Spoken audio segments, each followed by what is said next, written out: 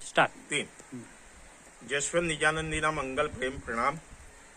મિત્રો, આજે મારા નિવાસ સ્થાને ભાવેશભાઈ અને વિગભા કે જે સોશિયલ મીડિયાથી રીલ્સ બનાવી અને ફેમસ થયા છે, તેઓ મારા નિવાસ સ્થાને આવ્યા છે, ત્યારે બંનેને હું હાર્દિક સ્વાગત કરું છું।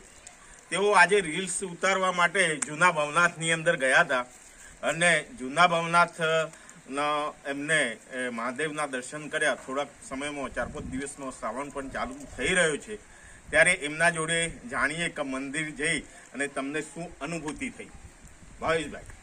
તો મિત્રો, મંદિર તો ખરેખર બહુ સરસ મંદિર છે, જો કે વર્ષો પુરાનું મંદિર છે। બાજુમાં એક કુંડ પણ બનાવેલો છે અને પાછળ અત્યારે તો જો કે એટલો બધો વરસાદ પડ્યો નથી, એના કારણે ઘણું બધું ખાલે છે, પણ ઘેટા બકરા છે, જોવાની મજા કંઈક અલગ જ આવે છે। સાથે અંદર પાણીની પણ સારામાં સારી વ્યવસ્થા છે અને તમારે ભાઈ ઇતિહાસ જાણવો હોય તો ઇતિહાસ પણ પાણીની પરબના પાછળ આખું એક બોર્ડ મારેલું છે, ત્યાં ઇતિહાસ પણ તમે જોઈ શકો છો। ઘણી બધી વસ્તુઓ સારી છે, ખરેખર જોવાલાયક છે। જો તમારું બજેટ એવું ના હોય કે ભાઈ તમે ગિરનાર છે, લોનાવાલા છે, આવી સાપુતારા જગ્યાએ તમે ફરી ના શકો, તો આપણા અરવલ્લી જિલ્લામાં જ આવેલું છે, આપણા મહુ ગામની બાજુમાં। તો ત્યાં સરસ મજાનું ભાઈ સૌંદર્ય છે, કુદરતી સૌંદર્ય, અને લગભગ જ્યારે વરસાદ વધુ પડશે ત્યારે તો ભાઈ જોરદાર એકદમ બેટ દ્વારકા જેવું લાગે છે।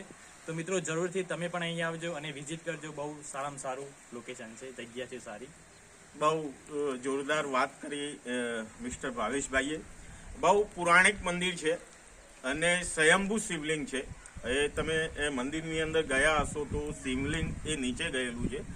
અહીંયા શું કહેવાય કે ડેમના કારણે એ ગામડાઓને સ્થળાંતર કરેલું, ત્યારે એ મંદિરનું ખોદકામ કરવામાં આવેલું અને શિવલિંગ જે છે અત્યારે નવા ભવનાથ ત્યાં લઈ જવામાં માગતા હતા, પણ એ શિવલિંગનો જે ભાગ હતો એને ગોળવામાં આવ્યો, પણ શિવલિંગ ઓટોમેટિક અંદર ગયું, તો એ મંદિર ત્યાં એમનીમાં જ રવા દીધું અને જે ડેમની જે સાઈઝ હતી એ સાઈઝ પણ ત્યાં નાની કરવામાં આવી।